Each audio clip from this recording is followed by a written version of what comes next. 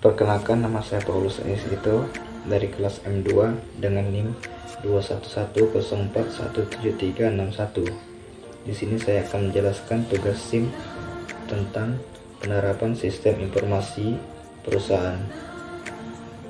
Nama perusahaan PT Nestlé Purley. Perusahaan ini didirikan pada tahun 1866 di Vevey, Swiss, ketika sebuah perusahaan Swiss berdiri di Chem, Switzerland oleh perusahaan susu Along Swiss Condensate. Nestlé merupakan perusahaan makanan terbesar di dunia. Diukur berdasarkan pendapatannya dengan didirikannya Along Swiss Condensate Milk Company. Henry Nestlé kemudian menciptakan sebuah produk makanan terobosan untuk bayi pada 1867, dan pada tahun 1905 perusahaan yang didirikannya bergabung dengan Along Swiss untuk membentuk yang sekarang ini dikenal sebagai Grup Nestlé. Selama periode ini berbagai daerah dikenal sebagai Grup Nestlé. Selama periode ini berkembang dan jalur Nestlé api serta menggunakan kapal uap membantu mengurangi harga komoditas, memacu dengan barang konsumen secara internasional. Nama sistem informasi di perusahaan: Sistem Informasi Manajemen 2012 menurut O'Brien 2002. SCM adalah suatu sistem pada perusahaan yang menggunakan teknologi informasi untuk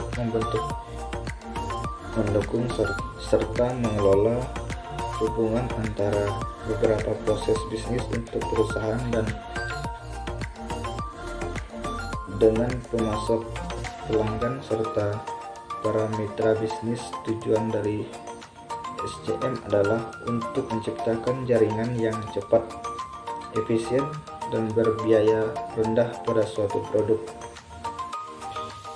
Penerapan sistem informasi apa saja di dalam perusahaan tersebut. Penerapan ERP pada perusahaan Nestlé memberikan keunggulan kompetitif dalam sebuah perusahaan. Dalam menerapkan sistem ERP memerlukan beberapa tahapan dan trial and error sampai sistem ERP yang cocok digunakan. Karena kondisi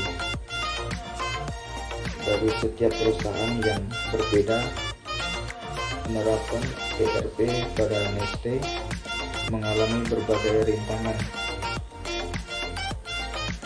Puncaknya pada tahun 2000 ketika Nestlé memaksakan penerapan ERP tersebut.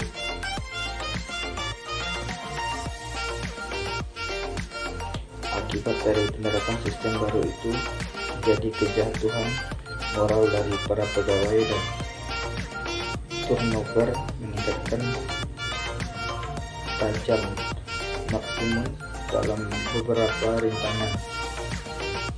Dan penerapan implementasi sistem ERP Nestlé USA pada akhirnya sistem tersebut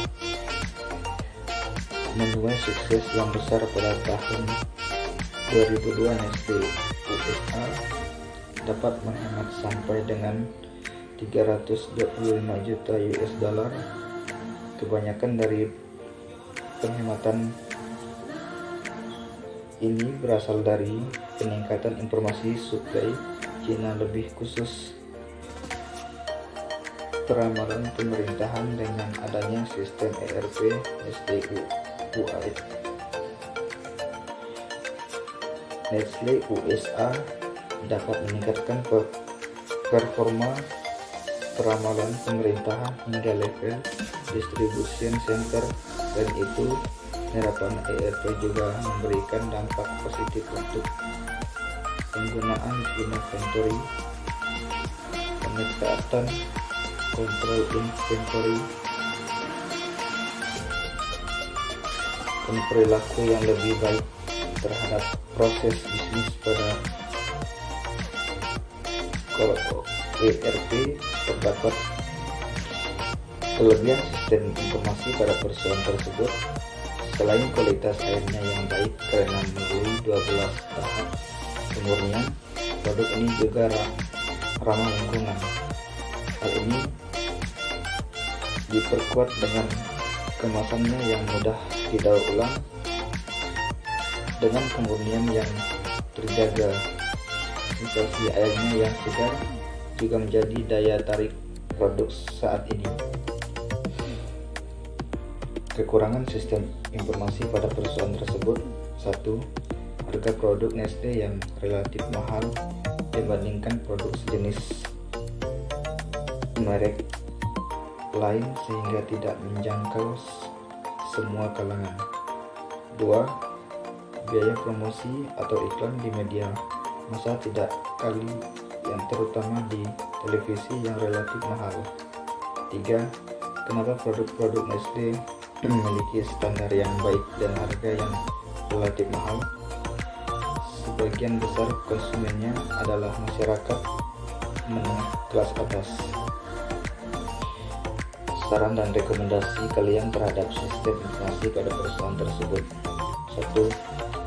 Terkait dengan intensitas beriklan, maka sebaiknya Nestle perlu meningkatkan intensitas dalam beriklan dan media cetak dan media elektronik, serta menggunakan kata-kata yang informatif yang dapat dimengerti oleh konsumennya. 2. Perusahaan sebaiknya bisa memberikan inovasi dan variasi bentuk sesuai dengan kebutuhan konsumen, misalnya dengan menambahkan botol dengan ukuran 2000 ml. 3.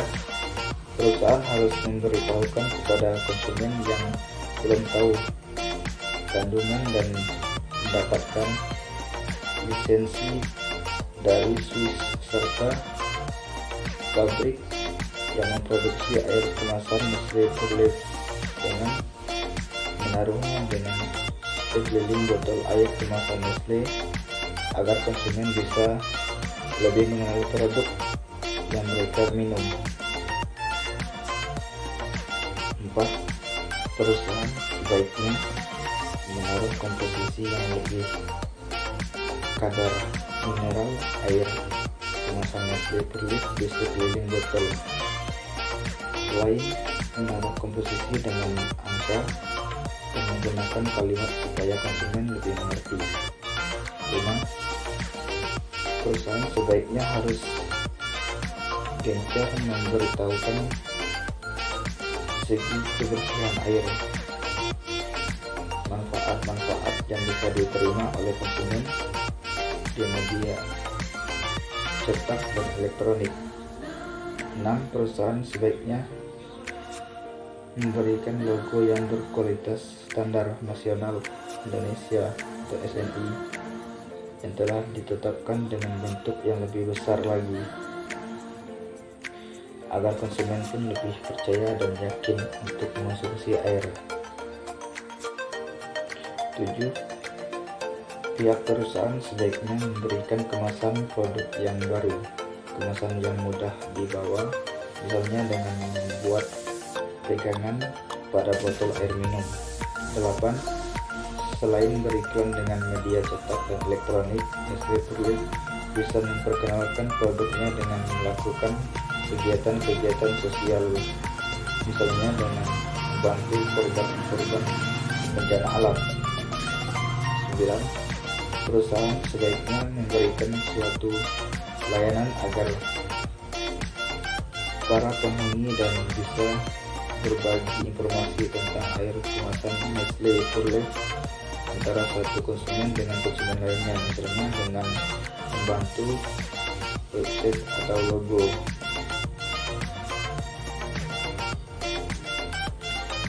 10.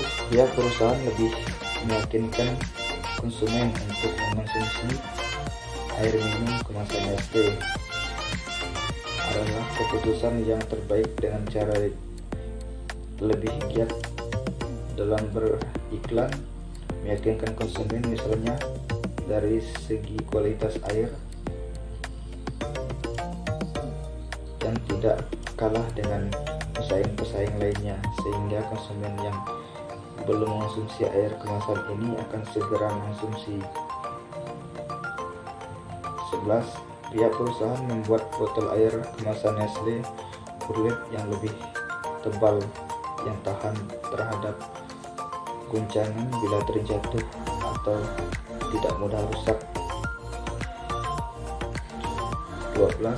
Perusahaan lebih memperkenalkan website Nestle Purlife pada saat beriklan di media cetak dan media elektronik agar konsumen yang ingin melihat lebih jauh bisa mencarinya di website Nestle Purlife.